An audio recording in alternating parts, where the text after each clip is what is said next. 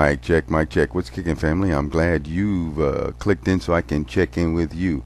That's right. The NFL draft is right around the corner, and I've got a little article here in the Sunday paper that they were talking about a possible pick in the first round, 29th pick on Saturday by the Giants, and who they would likely pick. First, let's start off. Plaxico Burress is no longer on the team. He went and shot himself in the leg.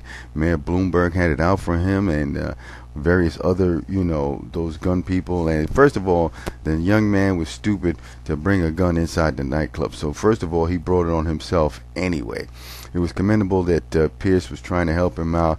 But Pierce, you can only do but so much. Once he brought that gun in and it went off and he shot himself in the leg, that was it. All bets was off.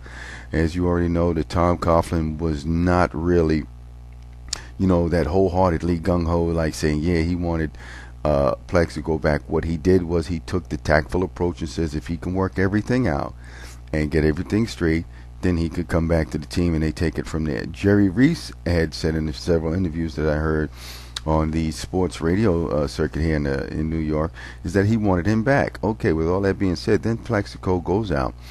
He has his trial and he has it postponed until June. Dude, what's wrong with you? Your Giants with a safety net. If you would have tried to accelerate this, I don't know what you paying your lawyer here for, but that's bad advice. If you would have been able to and get a hearing early, then the Giants wouldn't have to be in this position to possibly have to draft a wide receiver or go about either acquiring Edwards from Cleveland or Bolden from Arizona. So now as we move on, June is the date for Plaxico Burress. Bam, when that happened, guess what? The Giants had to cut him because, hey, once you go in front of the judge, then you got to figure out how long you're going to go to jail. What's going to be the sentence? And, man, that leaves the Giants, nowhere. So, hey, you didn't do anybody any favors. You messed up, man. You just cost yourself a big payday and whatnot, and the Giants have got to go and do something else. Look at it. Somebody had pointed out a stat that with Plaxico Burress on board, Eli Manning was like boom, boom, boom, and we thought he was going to be around and they were going to be a nice tandem for years to come.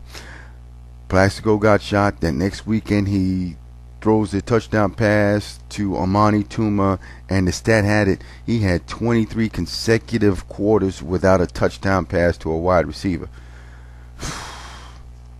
Wow, that's rough.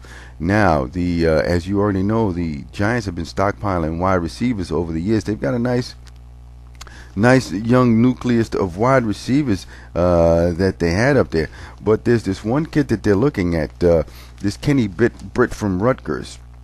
He set the all Big East record for receptions and yards and whatnot. He's a good sized kid. He's Kenny Britt is 6'3", 218 and out of Rutgers.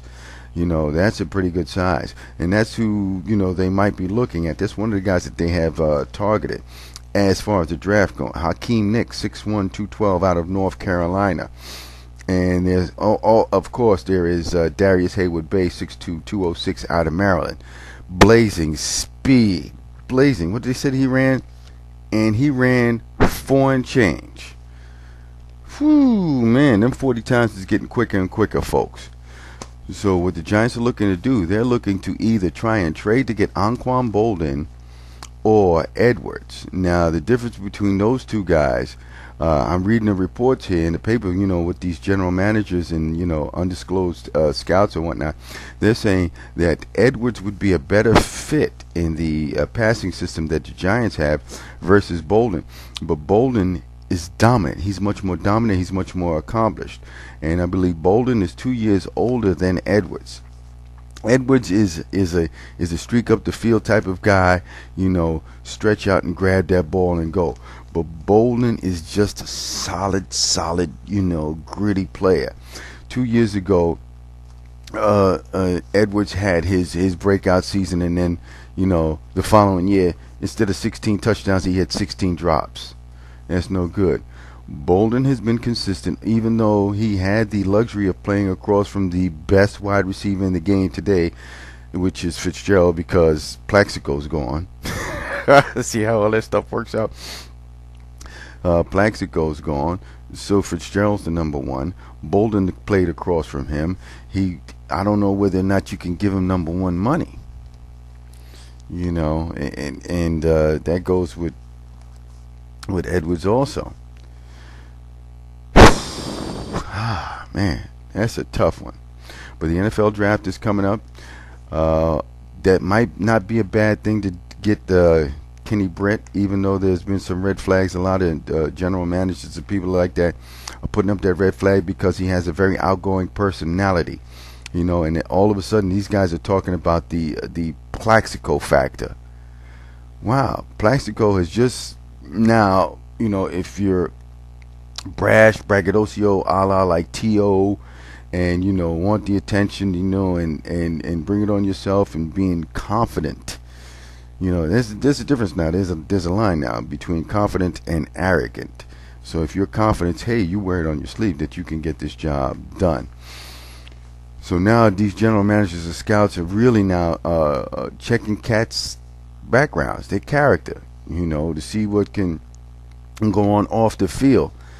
And it's somewhere down the line in 2010, when the new collective bargaining agreement, they're going to be looking at probably rookie pay scale. They're not going to be getting all that crazy guaranteed money, but that's another discussion altogether.